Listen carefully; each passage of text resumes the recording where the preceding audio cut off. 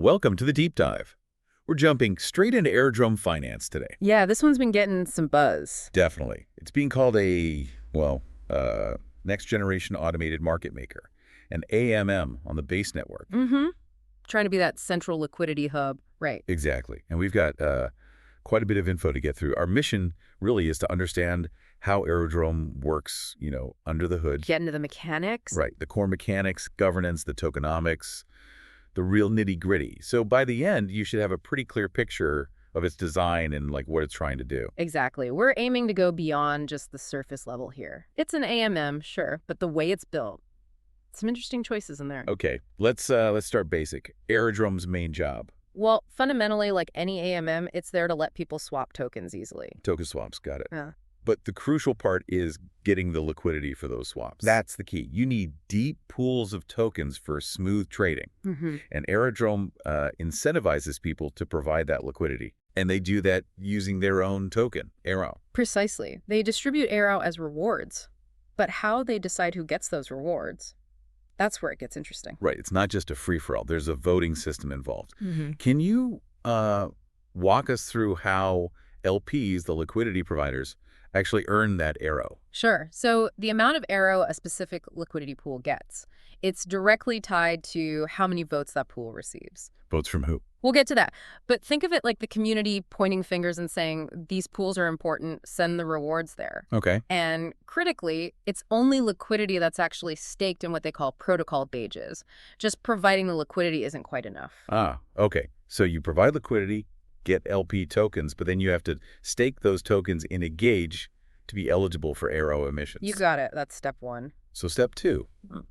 How do these pools get the votes that determine their share of Aero? That's where the Aero voters come in. Exactly. This is the governance side. If you hold Aero, you can choose to lock it up for a certain period. Lock it up. Yeah, vote escrow it. In return, you get VAI. This isn't like a regular token. It's more like an NFT, non-transferable. Okay, so you lock Aero, get this Aero FT. What does that let you do? It gives you voting power. These Aero holders are the ones who vote each week, or APOC, on how the next batch of Aero emissions gets distributed across all the different liquidity pools. So the people who lock their tokens get to steer the rewards. They direct the flow. Okay, but what's the incentive for me to lock up my Aero? I mean, I can't trade it easily then, right? I'm giving up liquidity for influence. That's the trade-off, yeah.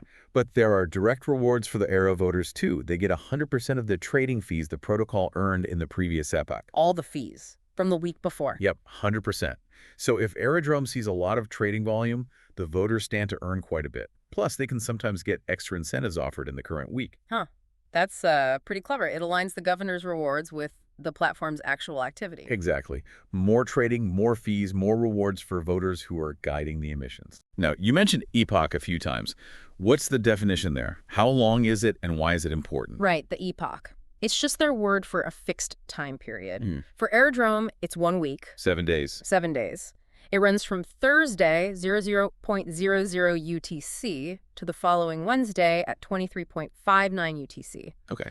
And it's fundamental because basically everything resets or gets calculated on this weekly cycle. The voting happens per epoch, emissions are calculated per epoch, fees distributed, incentives calculated, all of it. So every Thursday is like a reset button. Sort of, yeah. A new round kicks off, new votes are cast, rewards from the last epoch are tallied and distributed. It keeps things moving in a predictable rhythm. Got it. A weekly cycle for everything. Makes sense. Okay, let's dig into the tokens themselves more. We've got Aero, the reward token, and Eero, the governance NFT thing. What else about Aero? Well, it really is the heart of the governance. You get it by locking Aero. One neat feature is you can add more Aero to an existing Aero lock you already have. Oh, really? So you don't need a new NFT each time? You can just top up your existing one, increase your voting power that way. Handy. And the amount of Eero you get, it depends on the lock time, right? It's not one-to-one Eero to Eero. Correct. It's directly linked to how long you commit. The maximum lock is 4 years. 4 years. If you lock, say, 100 Aero for the full 4 years, you get 100 Aero voting power. Okay. But if you lock that same 100 Aero for just 1 year, you only get 25 Aero. So it's linear. Longer lock, proportionally more voting power. Exactly. It heavily incentivizes long-term commitment. Your influence is directly tied to how long you're willing to stick around. Makes sense. More skin in the game, more say. What about this auto max lock thing? Ah, yeah. That's a feature you can toggle on your Vero NFT. If it's on, the NFT's voting power is always calculated as if the underlying era was locked for the maximum 4 years. Even if the actual lock is, like, expiring next month. Exactly. It means the voting power doesn't decay as the lock period runs down. Why have that? It's particularly useful for, say, the initial allocations given to the foundation or the public goods fund. They can keep their full voting weight indefinitely without having to constantly relock. I see. So it gives stability to those kind of core long-term holders. Right. Ensures their influence doesn't just fade away over time automatically. Okay, let's switch gears to the launch. The initial distribution of Aero. How did that look? Who got what at the start? So the total initial supply was 500 million Aero. Half a billion. Yep. Of that, 40 million, which is 8%, was set aside for voter incentives, just to kind of kickstart the voting process early on. Get people involved in governance right away. Exactly. And another 10 million, or 2%, was for Genesis liquidity incentives, basically rewards to attract those crucial first liquidity providers. Okay, so 10% total given out as regular Aero initially. Yeah. What about the Aero? Because the original script mentioned a lot more was distributed as lock tokens. That's the really striking part. Out of the 500 million initial tokens, a whopping 450 million were distributed directly as Aero. Wow, 90%. 90%, yeah. Locked up from the start. The biggest chunk, 200 million or 40% of the total supply, was airdropped to people who were already locking Velo tokens on Velodrome. Oh, Velodrome. Similar model, different chain. So we're targeting an experienced user base. Seems like it. People who already understood and presumably valued this vote escrow model. Okay, that's 40%. Where did the rest of the initial VLO go? Let's see, 105 million, so 21%, went to a public goods fund, then 95 million, 19% to the foundation, and 50 million, 10% to something called Flight School. Flight School. Presumably for ecosystem grants or educational initiatives, something like that. And importantly, all of those allocations, the public goods, foundation, Flight School, were set to auto max locked from day one. So huge initial skew towards lock tokens, governance power, especially with those core entities having permanent max voting weight. Definitely sends a message about prioritizing governance and long-term alignment right from the get-go. Okay, so that's the start. What about the ongoing supply, the emission schedule? This sounded like it wasn't just a flat rate. No, definitely not. It's designed to evolve. It starts with weekly emissions of 10 million Aero. Which is 2% of the initial supply, right? Correct. 2% per week initially. But it changes. There are 3 phases. Phase 1 is takeoff. Catchy name. Lasts for the first 14 weeks, or 14 epochs. And during takeoff, the weekly emissions actually increase by 3% each week. Increase. Usually emissions go down over time. Right. But here, they wanted to really boost activity early on, encourage rapid growth, get partners onboarded quickly, so more rewards flowing out each week for the first 14 weeks. Interesting strategy. High initial inflation to bootstrap growth. What happens after week 14? Then we hit the cruise phase. After epoch 14, the direction flips. Emissions start to decay by 1% per epoch. Okay, that sounds more typical, a gradual decrease. Yeah, the idea is to slow down the overall inflation rate as the protocol matures and hopefully becomes more established, shifting from pure growth focus to more sustainability. Right. Take off, then cruise. And the third phase, AeroFed. This sounds like the big one for governance. It really is. This phase starts when the programmed emissions decay down to below 9 million Aero per week. They estimate that'll be around epoch 67. Okay, and what happens then? This is where the Aero voters get direct control over the monetary policy. Full stop. Meaning each epoch, the Aero holders vote on what happens to the emission rate. They choose one of 3 options: increase emissions, decrease emissions, or keep them the same.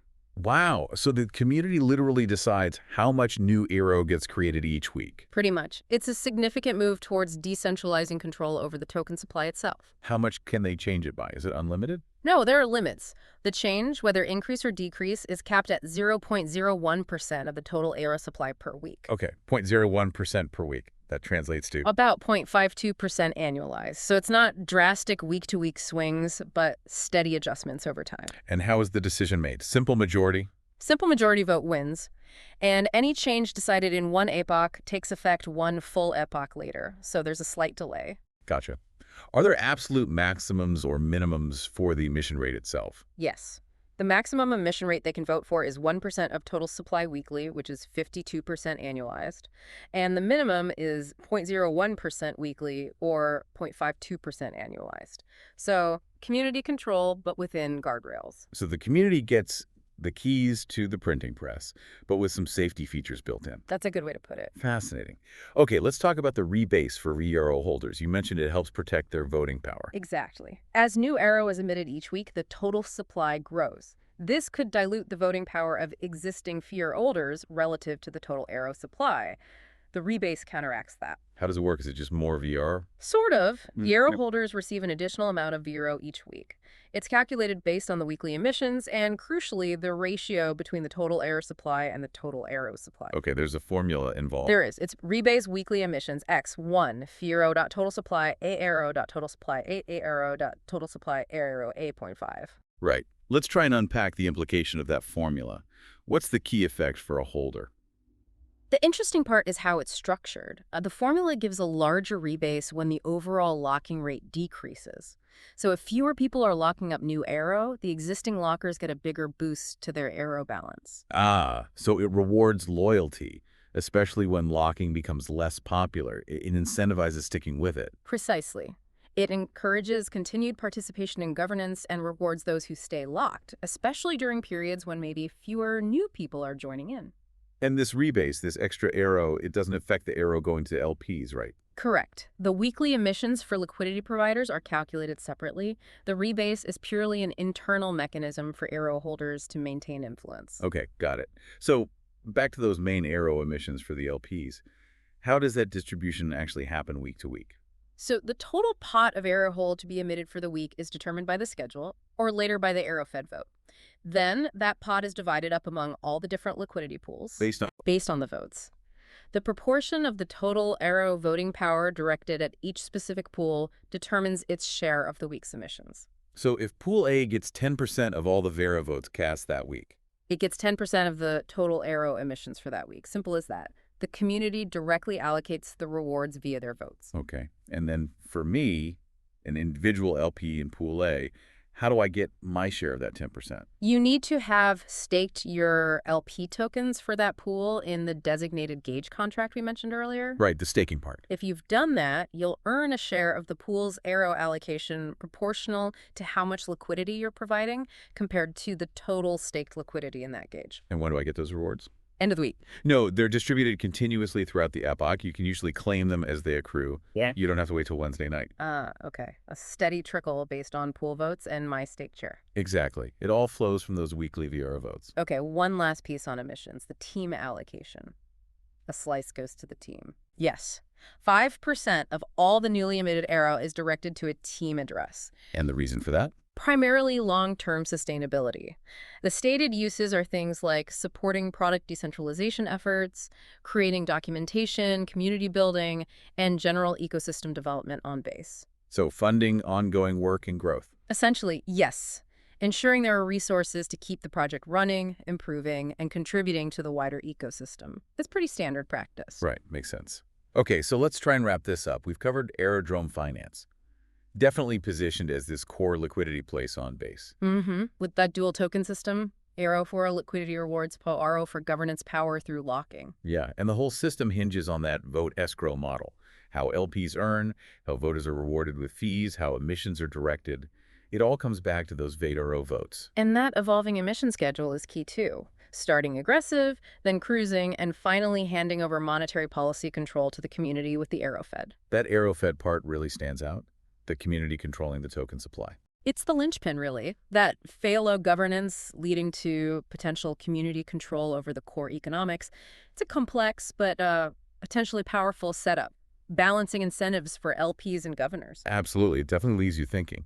So for you listening, here's something to chew on. How might this specific design, this heavy reliance on vote locking, community-directed rewards, and eventually community-controlled emissions, how might that play out long-term for Aerodrome? Yeah, what does it mean for its success and its actual level of decentralization within base, which is itself still evolving? Right. What are the potential upsides, the strengths of this model, and what about the challenges, especially as it gets closer to that Aero Fed phase, when the community truly holds the reins of monetary policy? It's a fascinating experiment in on-chain governance and economics. Definitely a lot to watch. Thanks for joining us on this deep dive.